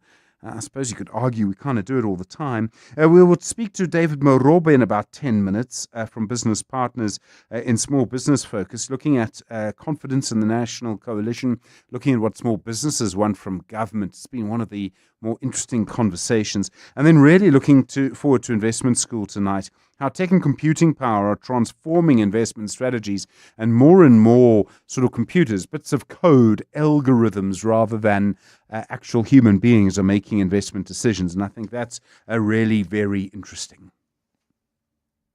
702. Stephen is on The Money Show. 6 to 8 p.m. So, just thinking a little bit about what's going to happen around the G20, and it does seem to me this is a moment, depending on how things go, when President Ramaphosa, and he may well be the right person to do it, is able to put quite a lot of heat on the Trump administration. Just thinking of the reporting, what we've seen Ramaphosa's comments that the White House does suddenly want to come. The White House may well go ahead and, I suppose, deny it or confirm it. Either way, it does put a bit of pressure back on Trump. And maybe that's kind of the plan. Maybe there's a bit of a thought here. Maybe someone actually is thinking about the game of pressure, and that's often what these things need. If anyone understands how politics is a game of pressure, let me tell you this, it's Ramaphosa. He really does. And if he can be seen to be the one to put Trump under pressure, well, that might change the game. Your thoughts, 011 88 30702 021 446 0567, and voice notes on 072 702 1702. Beyond every boardroom is a story waiting to be written. A story of a business and its potential, of a community that thrives, a hospital that serves, and energy that powers millions of dreams. It's a story that only gets better with a partner that has the expertise and solutions to make it a reality. At ABSA CIB, we are invested in your story, and we invite you to write it with us, because your story matters. ABSA, an authorized FSP and registered credit provider. Dreaming of a tropical escape? World Leisure Holidays has your ticket to paradise with exclusive getaways to the Indian Ocean Islands. From the beaches of Mauritius and the Maldives to the charm of Madagascar, Seychelles, Zanzibar, and more, your dream destination awaits. Take advantage of early bird specials and pay stay offers. Call 011-285-2500 and mention 702 for a mystery discount. Or follow us on social media or contact your nearest travel professional. Start planning your escape today. T's and C's apply. At Chamberlain's, there's something for everyone. From building supplies for the home renovators to garden essentials for the homemakers. From power tools for the DIY doers to painting supplies for the patio Picassos. We even have coffee for the slightly sleepy and snacks for the young ones. And for the ones who can never quite find what they're looking for, we have you covered too. With our promise to find and source whatever you need. Chamberlain's, famous for hardware since 1903. Progress builds. It moves, and it has a partner. That partner is Anglo-American. Together, we're building progress where it matters most across South Africa. With a 1 billion rand investment into education in our host communities, $15 million pledged to the Global Fund to support community-based health services, 1.6 billion rand in deals facilitated through our Impact Finance Network. And as a sponsor of B20 and G20, we're bringing that same spirit of partnership to a global stage, proving that when collaboration is real, progress moves faster. South Africa has a partner. Join the conversation on social media. Anglo-American, mining potential, building beyond. The Money Show, Tech Thursday. 12 minutes after 7. Well, among the many evils that social media inflicted upon us were influencers. And influencers really started to change the game. It seemed that they were cheaper than big campaigns. They already had quite a big reach. They could influence people. And many of them didn't seem to care what on earth they were selling. I mean, remember the nonsense around that energy drink a few years ago. Now it seems that we've entered the world of, wait for it, an AI influencer. Siphumelele Zondi is our tech expert. Siphumelele, good evening. As I think you can probably tell, I don't have a lot of time for influencers. What, dare I say, fresh hell is an AI influencer? Well, hello, Stephen. It's actually influencers that look human. If you just sort of like look through and then not pay careful attention, you think you are looking at humans, but it's actually AI-generated images of people convincing other people about their life stories and what it is that they should be doing with their lives. So it seems to be a growing trend internationally to have these AI-generated visuals of images of that have been created by people on their devices that look like human, but that actually aren't real humans. And what on earth are they discussing? The life and the meaning of, life and the meaning of it? Think about, for example, there's one called Granny Spills. So it's a grandmother, like a 65-year-old plus, could be 70-something-year-old, who's giving life advice, who's giving love advice, telling people what to do, what not to do, and would say things like flowers are temporary, but an expensive bag is forever. So that's what you should be focusing on as a young woman. And think about the talking babies as well. There was one earlier who was actually attending the one of the tennis tournaments. I think it was Wimbledon, who would appear on center court, and if you weren't paying careful attention, you'd be like, oh, how the hell did she manage that? How the hell did she manage to end up in center court? But she does things that normal humans can't actually do, and some of them would be your style influencers, and they're telling you what to wear, what not to wear, and what you should actually look like, and advice about your image. I get enough advice about my image, thanks. Is it changing the way things are actually done? Yes, it already is starting on a small scale, and it definitely will probably go bigger, because you do hear some of these AI influencer generators saying that they're starting to make sometimes a couple of hundreds of thousands of US dollars. Some say even as much as $1 million US dollars from campaigns. So these influencers are getting real campaigns that used to go to real humans in the past. I mean, the scary thing about this is that there'll be no accountability. So you could have an influencer that tells people to do really bad things, targets teenagers online in really poor ways, I mean, really negative things. And you wouldn't actually know who's behind it, would you? At this present moment, a lot of the people that have created them are anonymous, but I suppose you could always trace who the creator of a particular influencer actually is, and which bedroom they were sitting in when they created the image. But yes, there is that danger that you're now not looking at a person with an ID number who is easily identifiable. You are now looking at images that might take a long time to figure out on where they actually came from. So yes, there is that danger. But also when it comes to beauty, danger is about image as well, because these are AI generated people, if you will. So they might not actually have attainable body types, because you can make them look however it is that you want them to look.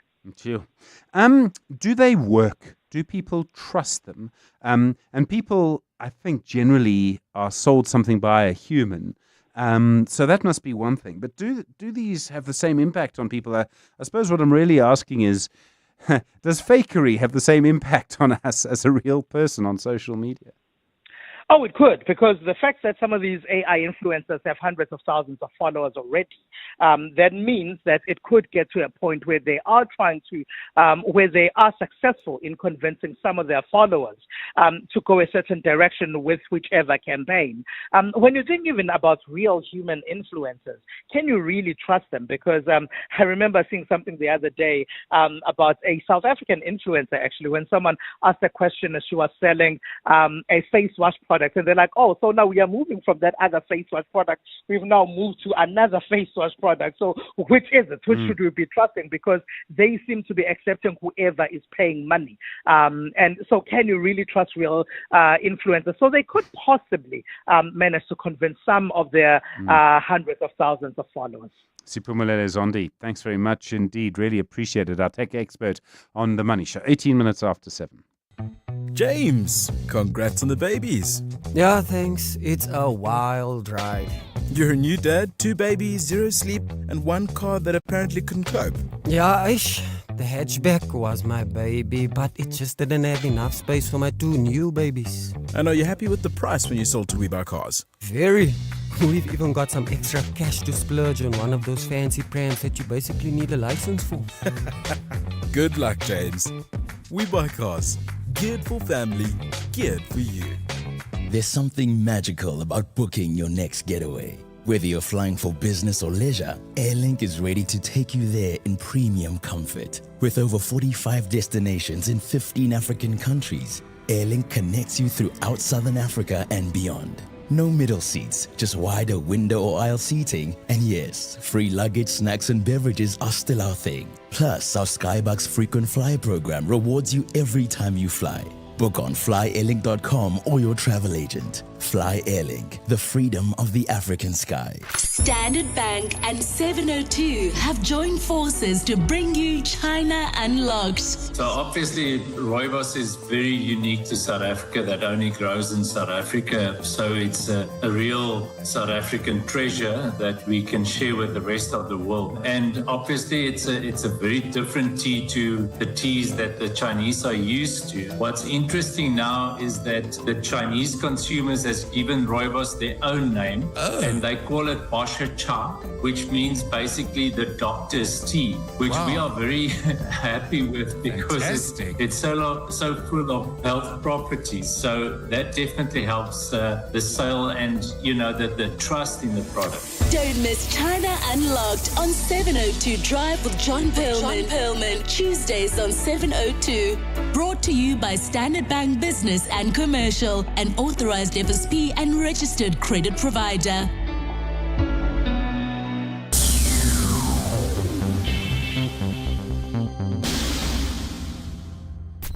The Money Show. Small Business Focus. Small Business Focus is brought to you by Capitec. Start up or scale up with Capitec, the business bank for everyone. Well, there's been so many stories in the last few days about the recovery, the green shoots, the right direction, everything that you've heard from the finance minister.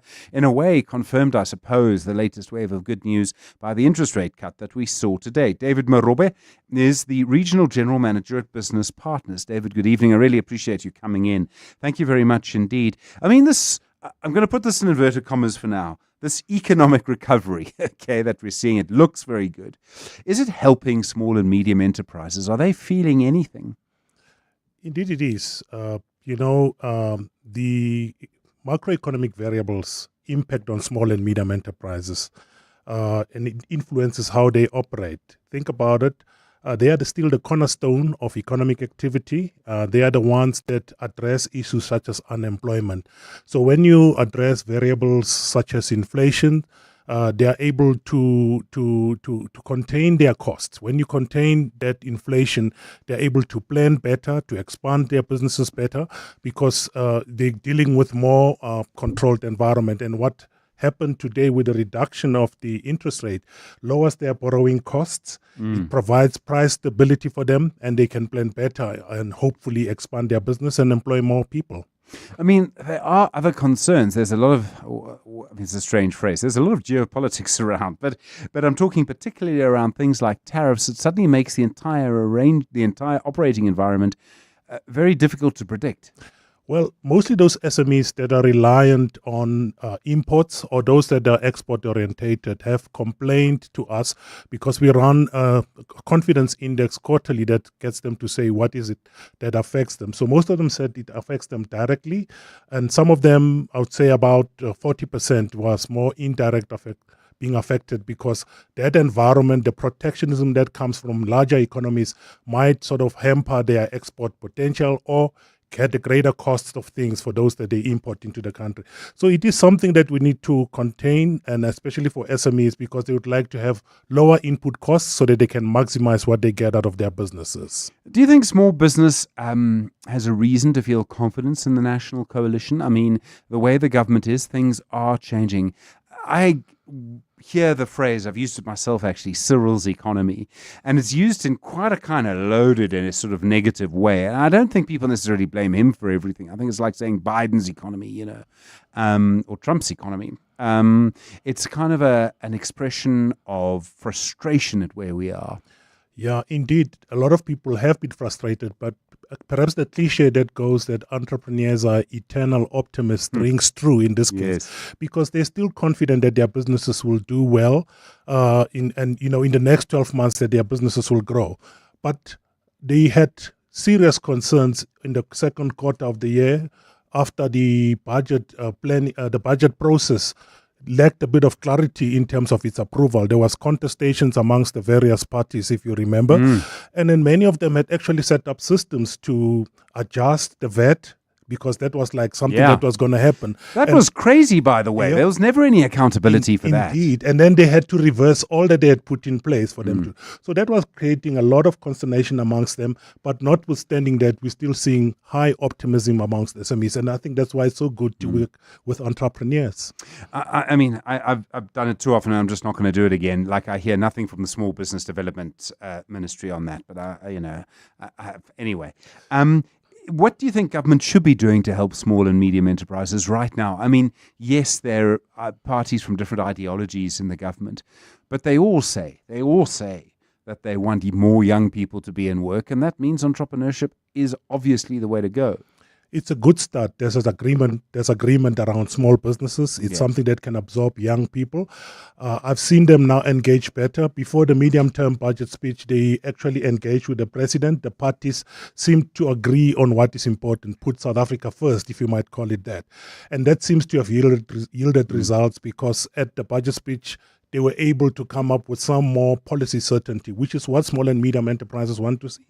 They'd like to see government give more support in terms of that stability that I've mentioned, policy consistency, and they need to work with the private sector, because government alone cannot do it. Issues like unemployment need government to create an environment where SMEs can be able to thrive, and that way you've got a more promising environment where they can do that which needs to be done. Entrepreneurs are about opening doors. When they have that opportunity, they can do it. What we also want to see is that we need to have blended funds going forward. Those that are seeking commercial returns, philanthropic funds can really add value, because they can help to lower the cost of capital for those SMEs, and government can come in with some of lending that behaves more in the nature of equity for those SMEs. I mean, I think the other thing is just confidence. If you can, just keep it all together, guys, that gives entrepreneurs a lot more confidence. How important is confidence for people running small businesses right now? I think it's the center of it all. It's a trait that marks entrepreneurs. I was actually listening to you earlier on about an entrepreneur that is more prone. He likes to take risk, even though cautious. That's what we see with entrepreneurs. They believe in what they are doing. They believe they can add value. They believe they can bring more products and services. If you see some of the products that have come out of the country, they will surprise you that there's a Yoko Capital that has come up, and many other products that it's not only the big economies that have a monopoly of good products and services. Even our entrepreneurs can really produce so, and we've proven it many times over. Thanks so much. Really appreciate that. David Marobe is the Regional General Manager at Business Partners on Small Business Focus on The Money Show tonight. That's the sound of your business growing. Whether you're starting out or scaling up, turn your passion into profit with Capitec Business Banking. Save up to 50% on fees. Get fast credit approvals, personalized support, and Forex for your business. Open your business banking account on our app. Bank on better with Capitec, the business bank for everyone. Capitec is an authorized FSP 4669. T's and C's apply. Coming up, The Aubrey Masango Show on 702 and Cape Talk.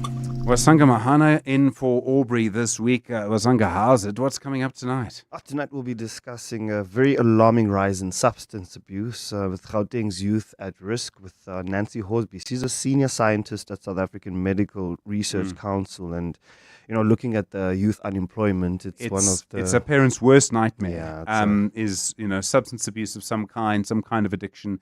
They can be so hard to get rid of, and people can live with the sort of consequences of it for the rest of their lives. Such a difficult thing. We're just going to be getting into that. And then at 9:10, we'll be talking to Chad Thomas, crime expert at IRS Forensic Investigations. There's a lot going around in terms of the Madlanga Commission, but in our crime time, we will be unpacking the latest developments on the Commission with a shocking turn of events that the Commission, as a high-profile businessman, has come under fire for his testimony. We know, of course, it's Mr. Brown Mkhotsi. Yeah, and I was watching it today a bit, and he just sort of retracts as he goes. It's like, and the problem for the Commission, I suppose, is that he said X, Y, and Z, and if you know it's a lie, you now have to show that it's a lie. you can't just leave Z. You have to actually go back to it. The burden of evidence. Yeah, or whatever it is, because otherwise it just lives there. So I mean, it's a real kind of strange thing. And I don't know, the world that he claims to live in, I don't know if it's as dramatic as he says it is. Yeah, it might be a great advert for that water he was drinking, but we'll be in our third conversation. We'll be having a discussion around a practice which it's shifted over generations from a traditional negotiated cultural practice, Stephen, to a modern day concept often associated with pursuit of sudden wealth through supernatural or ritual means. So that'll be exciting and dynamic show this evening. That does sound very interesting. All right. Well, Wasanga Mahana, thanks very much indeed. He'll be on your radio in half an hour's time, standing in for Aubrey Masango this evening. In a few moments, we're going to be talking to Stefan Engelbrecht and Viv Govender. We're going to be looking at automated trading. It is one of the most interesting dynamics that we've seen, and so many of the conversations that we actually see, so many of the investment decisions are not being made by people anymore. They're actually being made by computers. They're being made by other means. They're being made by algorithms. And that does have an impact on what actually happens. I mean, I sometimes wonder if maybe one day I'll be giving a business bulletin on the decisions made today by the computers and not on the human beings. That's next. You with The Money Show. It's just gone 7:30. Jacob Mashakwa is at the news desk this evening. Jacob, good evening. The G20 Social Summit, some outcomes there. Yes, Stephen, good evening and thank you. The G20 Social Summit has called for the health and well-being of women and children to be prioritized and for greater representation of women. Delivering closing remarks at the summit today, President Cyril Ramaphosa says societies cannot be rooted in inequality unless they uphold the rights of women and girls. His remarks come as women are expected to protest in Pretoria and Joburg tomorrow to highlight the issue of gender-based violence on the country ahead of the G20 Leaders Summit on the weekend. Here in South Africa, we do have a challenge of gender-based violence, and the women of our country are crying out that they need much more focus on the issue of gender-based violence. They need protection. They need support. Addressing civil society groups who've been attending the social summit, Ramaphosa explained South Africa's response when gender-based violence was declared a national crisis in 2018. It led to the adoption of a national strategic plan to combat GBV in 2020 and the amendment of legislation for stricter measures against perpetrators. We, in recognizing the plight of our women, we are now going to classify gender-based violence and femicide as a crisis that needs to be addressed. The Reserve Bank has today cut the repo rate by 25 basis points in line with some market expectations. This after the Monetary Policy Committee's final meeting for the year. Reserve Bank Governor Lesetja Kganyago says the decision by the 6-member committee was unanimous. Against this backdrop, the MPC decided to reduce the policy rate by 25 basis points to 6.75% with effect from the 20th of November. Members agreed there was scope now to make the policy stance less restrictive in the context of an improved inflation outlook. As today marks World Children's Day, reactions to a school shooting in Tembisa on the East Rand this week continues. At Inikweni Primary School, the principal and another staff member were shot and killed inside the admin block on Tuesday. Gauteng's Community Safety Committee chairperson Bandile Masuku. This appalling act of violence committed in a space where children should feel safe and protected highlights the severe escalating impact of gun violence in our community. The committee, we condemn this senseless attack in the strongest possible terms, and it's unacceptable that lives continue to be taken so violently. Meanwhile, in the Western Cape, another child has been shot and wounded after being caught in the crossfire of gun violence in Athlone. The shooting in Vygieskraal yesterday also left a man wounded. The police's Wesley Twig says the motive is not yet known and no arrests have been made. An adult male and a 9-year-old boy were shot and wounded. According to reports, the victim was walking in the road when an unknown suspect opened fire on him. Further investigation revealed that the 9-year-old boy was caught in the crossfire and sustained gunshot wounds to his body. And a court in Spain has ordered a Facebook owner Meta to pay local media outlets 479 million euros in compensation for unfair competition. The Madrid Commercial Court has ruled Meta gained a significant competitive advantage by running ads on its social media platforms in violation of EU data protection rules. Spanish radio and television stations have launched a separate lawsuit against Meta for the same reasons, seeking 160 million euros in damages. A similar lawsuit has also emerged in France, where around 200 media groups, including major television networks and leading newspapers, filed legal action against Meta in April. A partly cloudy Friday in store for Gauteng, with afternoon thunder showers expected. Joburg dropping to an overnight low of 13 degrees, peaking at 26, Pretoria 27, Vereeniging reaching highs of 27 degrees as well. Cape Town weather tomorrow, clear skies with a fresh south-southeasterly breeze, a low of 18 and a high of 28 degrees. The top story in Eyewitness News this hour: the G20 Social Summit has called for the health and well-being of women and children to be prioritized. As leaders in renewable energy finance, Nedbank has a track record spanning over 100 years. From pioneering large-scale solar and wind farms to financing complex energy infrastructure in emerging markets, Nedbank offers clients deep sector expertise, combined with the ability to navigate the unique challenges of Africa's just energy transition. See money differently. Nedbank. Nedbank is a licensed FSP and registered credit provider. And the award for the spiciest stunt performed in a bowl goes to Tom Yum Cruise. Thank you everyone. Wow, what an honor. I'd like to thank the chilies, the lemongrass, and of course, Simply Asia, for believing in my flavor. It's the summer of stars at Simply Asia. Stand a chance to win a Toyota Starlet when you spend 200 Rand or more on our famous flavors. Order now. Simply Asia, connecting the Thaiway. You know what success looks like. Now discover why focus is the driving force behind every success story. Catch 702 in conversation with Momentum on The Money Show with Stephen Grootes every Thursday, discussing the science of success. Step into the mindset of top financial achievers and discover how your thinking, behavior, and focus can shape lasting financial success. That's 702 in conversation with Momentum. Thursdays on The Money Show with Stephen Grootes. Momentum, your journey to success on 702. Momentum is an authorized financial services and registered credit provider. The Money Show with Stephen Grootes is brought to you by ABSA CIB, unlocking growth potential in over 125 black-owned SMEs through the Heineken Beverages Ukukula Fund. ABSA is a registered FSP. The Money Show. Investment School. 24 minutes now to 8 the time. So one of the more interesting things around investing is how technology affects investing, by which I don't mean should you invest in these technology stocks. I mean how the way in which decisions are made is impacted by the technology that you are using. To put it another way, we would speak English to each other in a certain way when people were writing letters.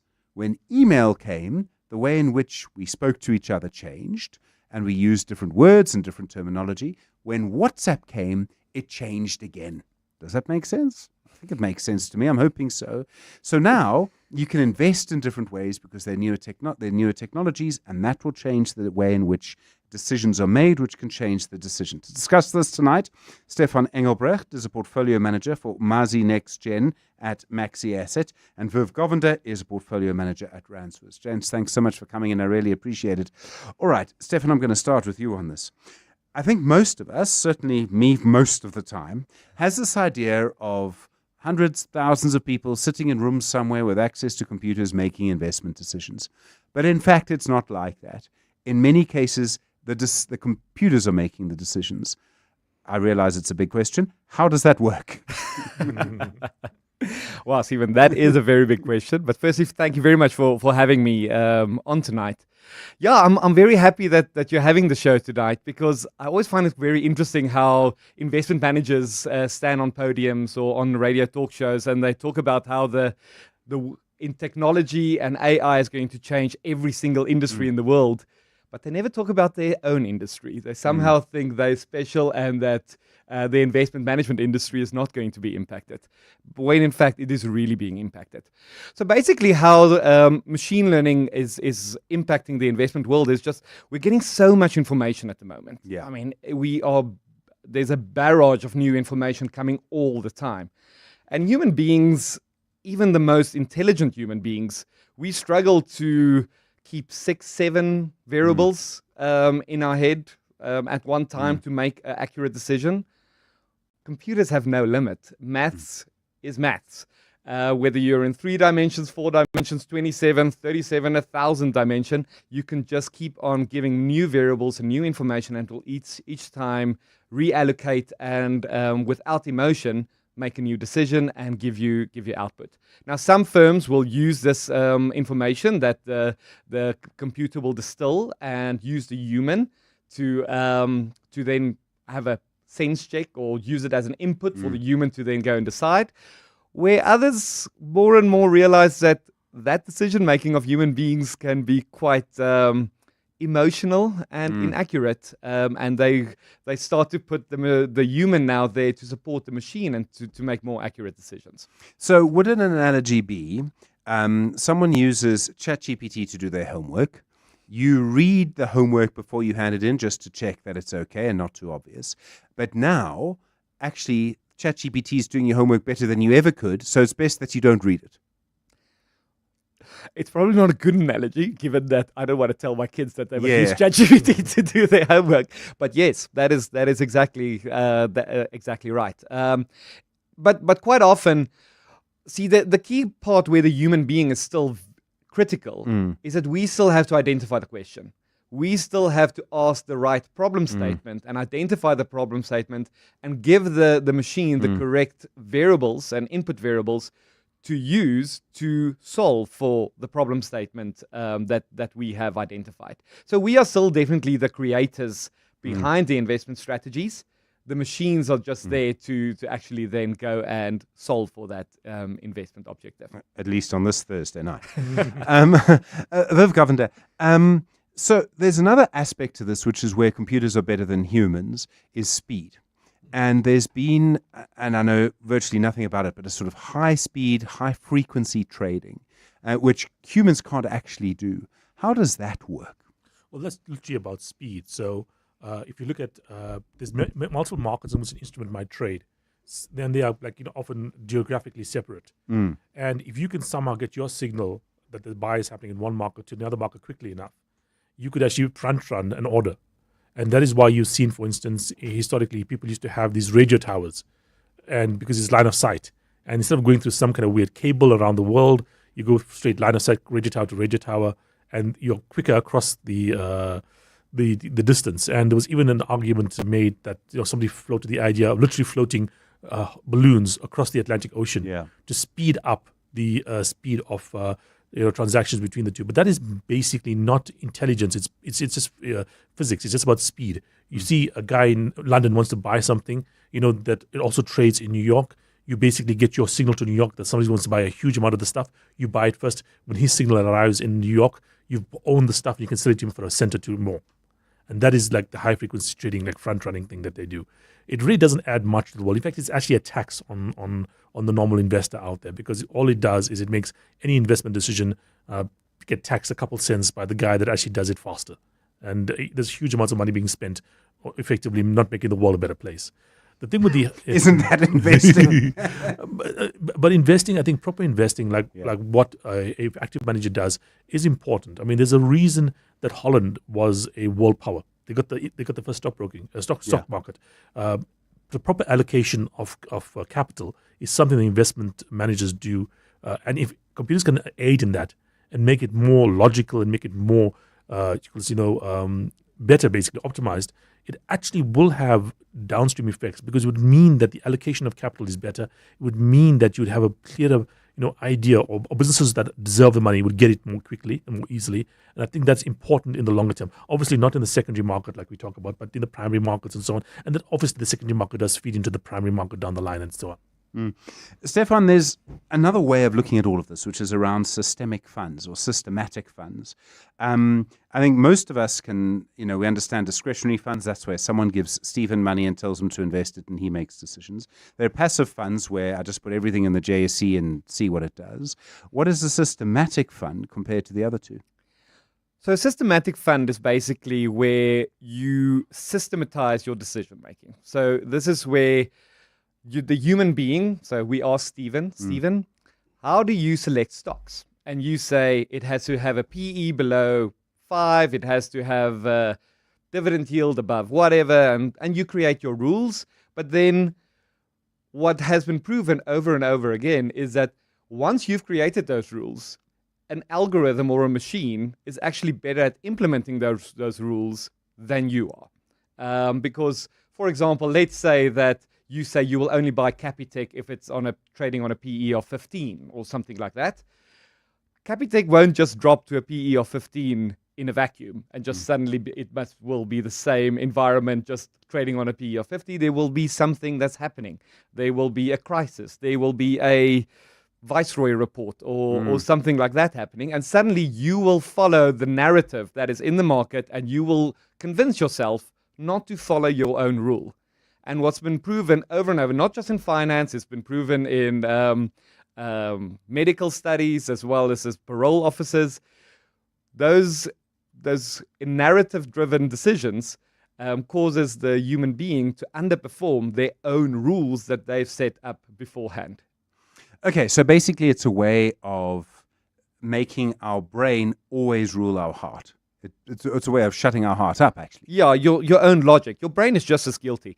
Yes. It's your unemotional brain, the brain that creates the rule for you to invest, that gets driven out by whatever you have experienced more. We suffer greatly from recency bias. Yeah. So we know that NVIDIA has been going up by 4,000% or whatever it's been doing over the last 10 years. So we really want to buy NVIDIA because that is the great stock. That is just recency bias. We are now just basing our decisions based on what we've experienced over the recent past. Viv, is that a better way to invest? Does it lead to better returns? I imagine it may depend on sector. There may be instances where systematic funds do better. It certainly does seem to be growing from the numbers I've seen. Yes, but look, people have these flaws in their logic. How do you know that's true? Casinos exist. People go to the casino and they know it's loss-making logically, but they still put the money down on the thing and they think this time it's going to be red because last time it was black. And that is the flaw in human cognition, effectively. I do think that there is a place for this. The question does arise that eventually, if you have everybody playing with the same advantage, if everybody upgrades to the AI system, it's like everybody getting faster engines in Formula One. It kind of negates each other. And remember, trading or investing to a certain extent is a adversarial game. Someone has to sell for you to buy, and someone has to buy for you to sell. And I mean, if they both are working with the same systems, effectively it will come to a point where everybody has to use the most effective system. Otherwise, they'll be left behind. So, I mean, in the end, it becomes a war between programmers, and it just and that's all. It doesn't become much more than that. Oh yes, most certainly. We are going to be outcompeted from this. The example I use, which is well known, is the chess world. Garry Kasparov was beaten by Deep Blue in the 1990s. There was a brief period after that where the best chess player was a human working along with a machine. Nowadays, the best human cannot in any way improve the decision of even a machine that could run on your cell phone. Okay. Chess has a certain number of variables, and Stefan, the real world has an infinite number of variables. I accept that a computer can manage more variables than I can. I accept that many humans can manage more variables than I can. But does that mean that they're always going to be right? Because they can sometimes and often be asked the wrong question in a way in which a human investor would spot that this is a problem. Yeah, I think we overestimate that ability of ourselves, personally. So I think we really like that narrative that we can spot the turning point, or we can spot the rally, or something like that. So I'm skeptical on whether humans can actually see it better. But I think where systems, I mean, if you statistically look at how do you measure investment success, I mean, the stats are quite scary. So let's assume there's a fund generating an alpha of 2% per annum. How long do you need that fund to run to know that it was all based on skill and not based on luck? You actually, statistically speaking, to be 95% confident, you need 60 years worth of track record. So the problem is, I'm not saying that there aren't people that's highly successful in investment and have great investment skill. It's just that you have to identify them beforehand. So the nice thing with systematic investment is that you have a process, and you give the machine and you tell the machine, you have a 1 month, 3 month, 1 year, 1 minute, 10 minutes, whatever your holding period, and you measure it every single time. Were you right or were you wrong? And you keep on doing it. So it's going back to the investment analogy. So you can start training your model to become the house, where you take a lot of bets, but you know that the odds of you winning is 55, 58%, depending on how successful your investment is. But because you're actually taking these bets over and over and over, you are becoming the house, and you are actually learning from and improving your process. You can actually learn, because to learn from a process, you have to repeat. You have to have repeatability, and you have to have a short response. So think of a tennis shot. You can hit that shot every single time, and you can see whether it's going in. You need to get that feedback loop so that you can train yourself to actually hit a better and better shot over time. And the same is true for systematic investment, which it's difficult to get if you keep on pushing out your investment horizon. Like, ask an investment manager what's your investment horizon, and they won't actually want to give it to you, because then they will get measured. Yeah, yes. We're talking about technology and computing power, how they're changing investment strategies. Stephan Engelbrecht is Portfolio Manager for Mazi NextGen at Maxi Asset, and Viv Govender is Portfolio Manager at Rand Swiss. It's 10 minutes to 8.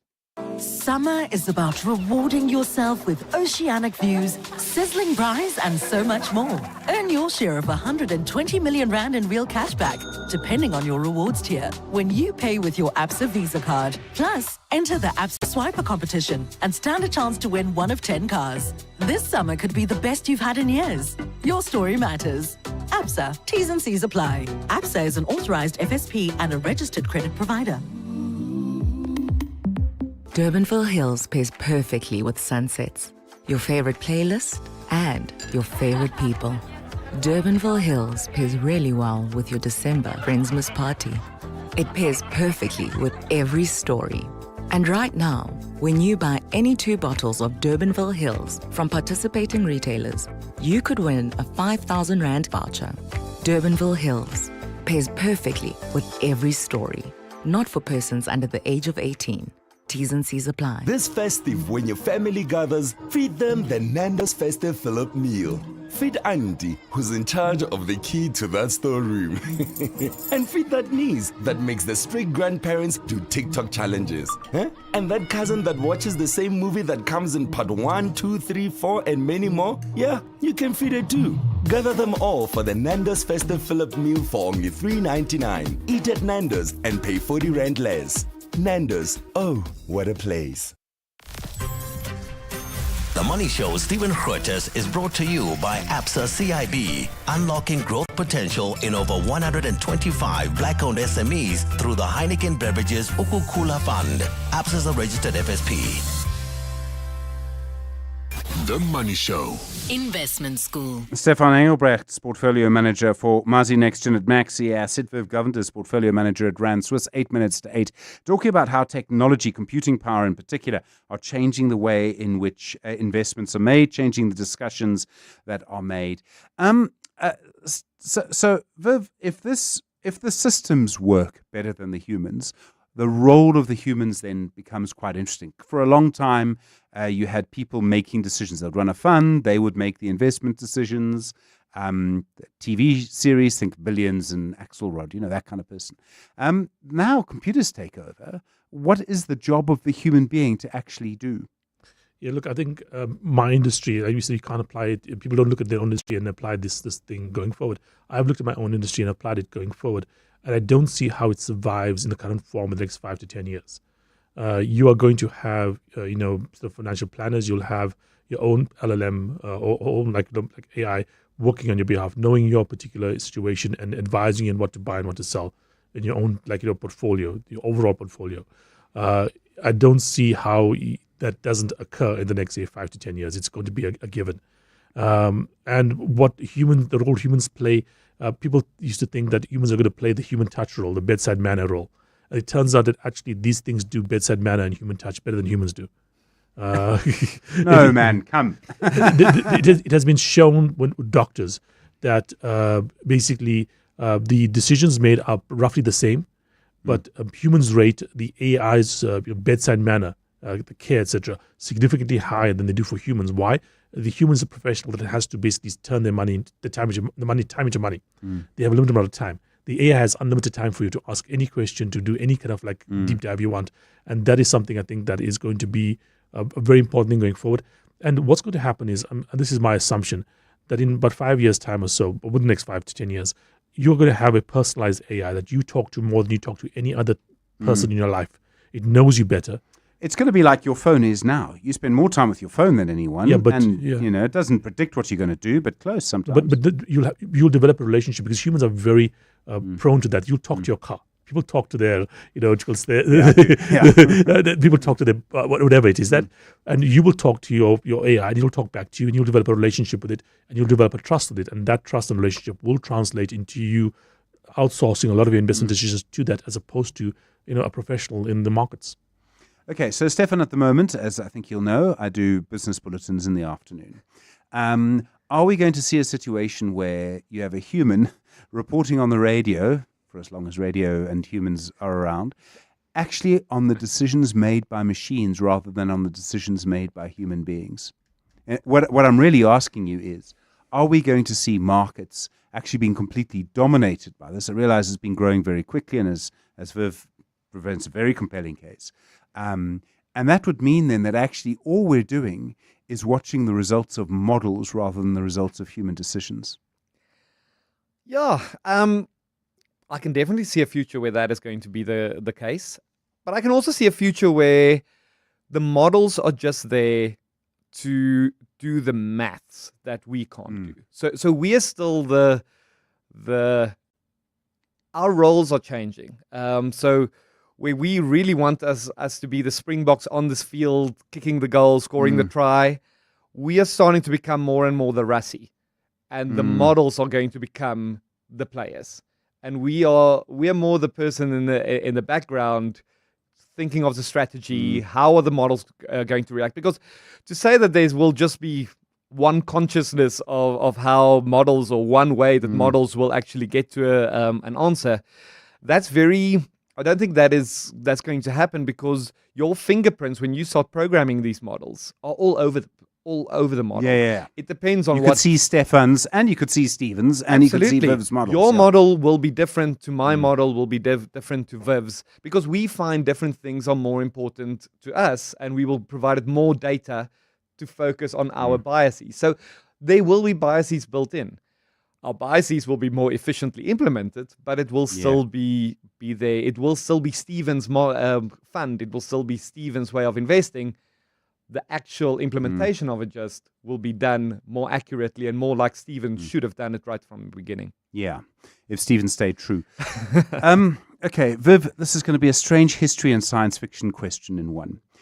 You made such an interesting point a few moments ago about how the Netherlands became the dominant European power and then colonial power because stock markets were invented there, and that's true. And that's a comment about the importance of the efficiency of the allocation of capital. If you put your money in the right place, you will then get a lot from it. We've been talking ahead of the G20 about putting money into infrastructure in Africa, for example. At the moment, what stock markets are really about is the allocation of capital by human beings. And what really drives most of the human beings when they allocate that capital is where are they going to get the most return. So they're going to get a profit motive. If this all changes in the way that you suggest it will, yes, humans will play a role in a certain way. But it also may well suggest that actually there are better ways using this computing power to allocate capital that will not necessarily be stock markets as we know them. I realize that's a strange question, but it may not be in terms of shares that we have now? Look, I mean, that's already happening. I mean, this is not even an AI situation. Anyone that looks at the current situation in the financial market has noticed that over the last, several years, companies are not IPOing anymore. And you are having more and more value being created in the private market than was ever created, than has been created in the public market. You look at when Amazon listed, when Google listed, compare it to what the valuation of SpaceX is right now, or OpenAI. They're vastly larger. OpenAI is a $500 billion company, probably worth more, in fact, at the moment. SpaceX is hundreds of billions of dollars. It dominates the space industry, and normally you would have expected by now these companies would have listed and you'd have access to it. But I think we are in multiple trends are coordinating together, and we are going to be seeing a very different way going forward. That being said, I mean, in private equity, the track record of most investors in private equity isn't great, and it's not that hard for I think a more systematic approach to beat that. I think going forward. I've really enjoyed this conversation, gentlemen. Thank you. It's blown my mind a little bit, as I think you can probably tell. I found that really very interesting. It'll be available as a podcast in a moment when Peter, who is a human, has actually put it all together for you. Stefan Eilbrecht, Portfolio Manager for Mazi NextGen at Maxi Asset, and Viv Govender, Portfolio Manager at Rand Swiss. Thank you very much indeed. The Money Show, Stephen Grootes, is brought to you by Absa CIB, unlocking growth potential in over 125 black-owned SMEs through the Heineken Beverages Ukukula Fund. Absa is a registered FSP. Well, in the US, it would seem the ghost in the machine, which I suppose is another word for a human being, have pushed the Dow Jones down 0.57%. The Nasdaq is down 1.1%, and the S&P 500 is down 0.8% right now. Nvidia had strong results yesterday. Doesn't seem to be enough to keep those markets going for the moment. We'll have more for you ahead of the G20 tomorrow. I think lots of developments between Pretoria and Washington overnight. I wouldn't be surprised. Back tomorrow. Good evening. It's 8 o'clock. This is EWN.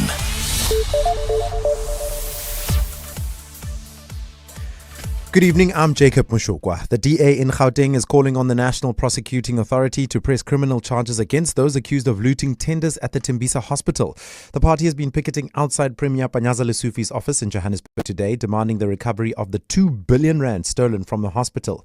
The call comes as the Special Investigating Unit continues with its funds recovery process. The SIU has already seized over 500 million rand in assets linked to tender tycoon Hangwani Maumela. While delivering a memorandum of demands to Lesufi's office, DA Provincial Health spokesperson Jack Bloom called for swift and decisive action. Criminal charges against all those implicated in the looting, regardless of their high positions or political connections. The evidence for asset forfeitures should be used to criminally charge Mr. Hangwani Maumela and others instead of waiting for the SIU final report. The Reserve Bank says member MPC cut the benchmark policy rate down by 25 basis points. This means the repo rate now stands at 6.75%, while the prime lending rate stands at 10.25%.